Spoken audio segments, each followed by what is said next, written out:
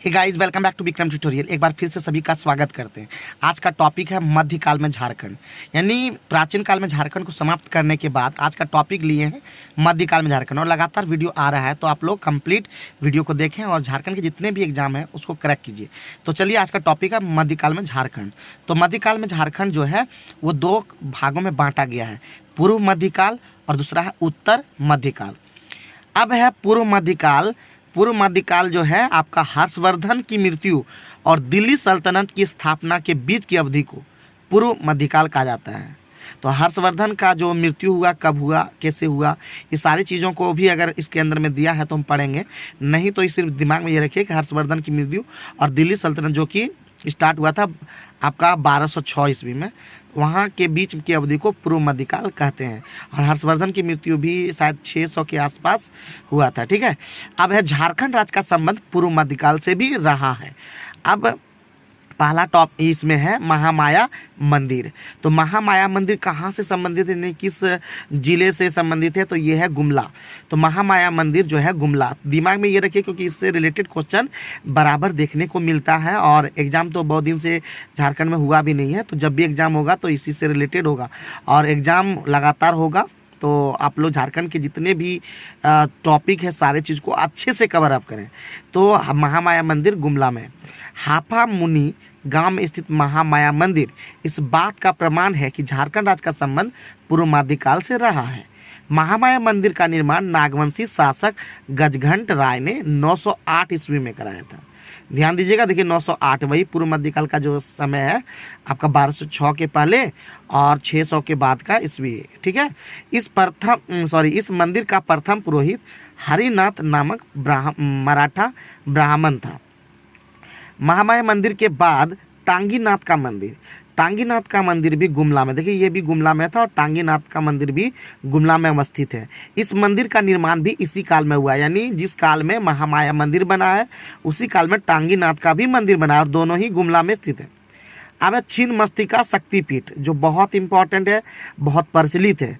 तो छिन्नमस्तिका शक्तिपीठ जो है रजरप्पा रामगढ़ का अष्टभुजी छिन्नमस्तिका शक्तिपीठ भी पूर्व मध्यकाल की पुष्टि करता है।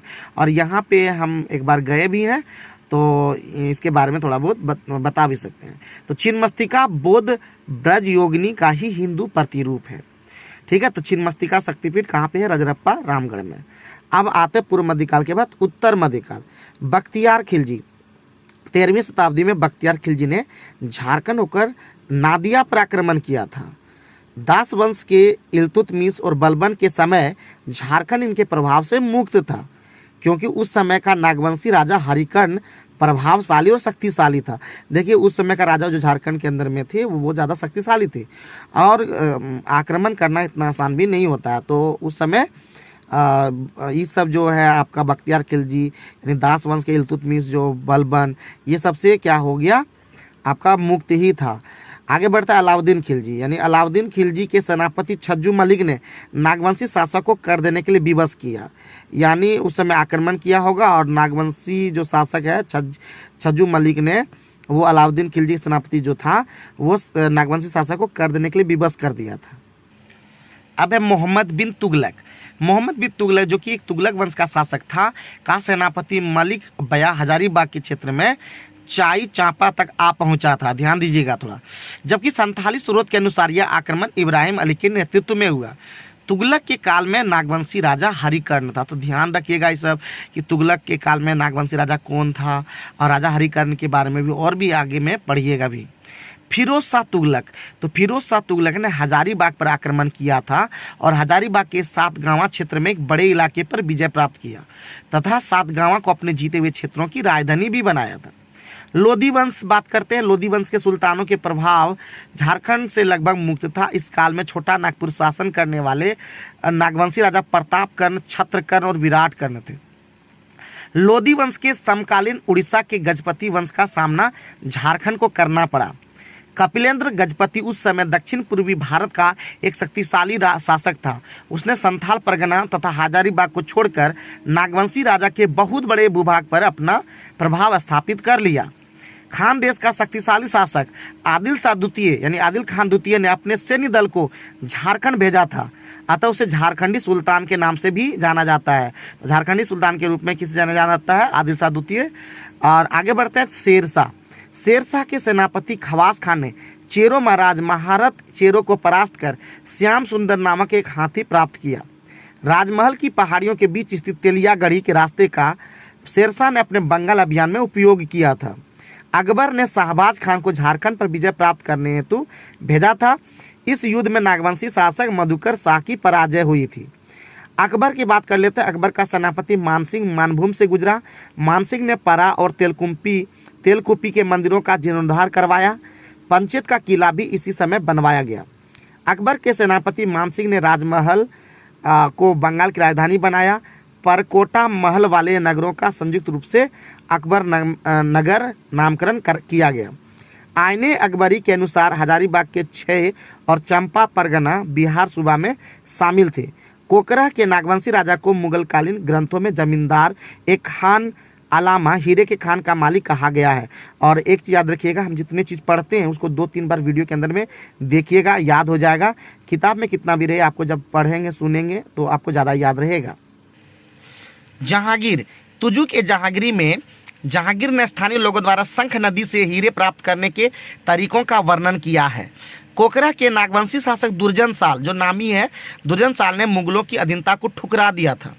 जहांगीर ने इब्राहिम खान को दुर्जन साल को अपनी अधीनता स्वीकार करने हेतु भेजा। तो ये देखिए इंपॉर्टेंट है और ये पूछा भी है, स्टार लगा हुआ है। तो जहांगीर ने इब्राहिम खान को दुर्जन साल को अपनी अधीनता स्वीकार करने हेतु भेजा। इससे मना करने पर दुर्जन साल को 11 वर्षों तक बंदी बना लिया गया। बाद में दुर्जन साल ने मुगल शासक जहांगीर को 6000 रुपये वार्षिक कर देना स्वीकार कर लिया, जिसके बाद जहांगीर ने हीरों के पारखी दुर्जन साल को शाह की पदवी दी और मुक्त कर दिया। दुर्जन साल ने अनेक सुंदर भवनों का निर्माण कराया, जिसमें नवरत्नगढ़ नामक महल सर्वाधिक महत्वपूर्ण भवन था। इस भवन में झरोखा दर्शन की भी व्यवस्था थी। दुर्जन साल ने दोईसा को अपनी राजधानी बनाया, जो लगभग 100 वर्षों तक नागवंशियों की राजधानी रहा। दोईसा के बारे में भी आप लोग जानेंगे, दुर्जन साल के बारे में भी जानेंगे। दोईसा के स्थापत्य कला पर मुगल स्थापत्य कला की झलक मिलती है। पलामू के चेरवंशी शासक प्रताप राय के समय पलामू का चेरो राज्य अत्यंत समृद्धशाली था। पुराना पलामू किला का निर्माण इसी काल में हुआ था। बाद में मेदिनी राय ने पलामू के पुराने किले के समीप एक पहाड़ पर नया किला का निर्माण कराया। अफजल खान ने जहांगीर के शासनकाल में पलामू के चेरो राजाओं के विरुद्ध एक सैन्य अभियान चलाया। आगे बढ़ते हैं। इसी में अफजल खान ने जहांगीर के शासनकाल में पलामू के चेरो राजाओं के विरुद्ध एक सैन्य अभियान चलाया, यह हम लोग बात किए। उसके आक्रमण के समय पलामू का चेरवंशी शासक अनंत राय था। ये अभी आपको सारा चीज़ मिले, मेदिनी राय, अनंत राय, प्रताप राय। हाँ, अनंत राय के बाद सहबल राय पलामू का शासक बना। उसने सड़क ए आजम ग्रांड ट्रंक रोड पर चौपारण यानी हजारीबाग तक अपने प्रभाव क्षेत्र का विस्तार किया। शाहजहां के शासनकाल में शाइस्ता खान ने पलामू के चेरो राज्य पर आक्रमण किया, जिसका सामना पलामू के राजा तेज राय ने किया। औरंगजेब के शासनकाल में कोपरा का नागवंशी राजा रघुनाथ शाह था। रघुनाथ शाह का धर्मगुरु हरिनाथ था। नागवंशी शासक रघुनाथ शाह और राम शाह औरंगजेब के समकालीन थे। रघुनाथ शाह अत्यंत धार्मिक प्रवृत्ति और दानी स्वभाव का था। रघुनाथ शाह ने मदन मोहन मंदिर रांची का निर्माण कराया। रघुनाथ शाह के शासनकाल में हरि ब्रह्मचारी ने रांची के चुटिया नामक स्थान पर राम सीता मंदिर का निर्माण कराया। राम शाह और मुगल बादशाह औरंगजेब के बीच सौहार्दपूर्ण संबंध थे। पादशाह नामा एवं आलमगीर नामा के अनुसार औरंगा नदी के किनारे 1660 ईस्वी में चेरो राजा साहब राय तथा औरंगजेब के सेनापति दाऊद खान के बीच युद्ध हुआ, जिसमें साहब राय की पराजय हुई। औरंगजेब के शासन समय में कुंडा के शासक चुन राय ने इस्लाम धर्म स्वीकार कर लिया। इस घटना के विरोध में चेरों ने चुन राय की हत्या कर दी।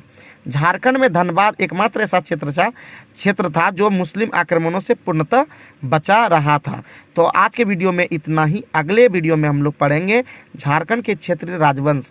तो अभी हम लोग पढ़े झारखंड के मध्यकाल, जो मध्यकाल में झारखंड क्या था। तो अगले वीडियो में आप लोग को सारे जानकारी मिलती रहेगा। तो आप लोग वीडियो को देखते रहें, इंजॉय करें और एक बार यही चीज़ बोलेंगे, ठान लिए का कुछ करने का तो नहीं रुक जाने का। Thank you very much.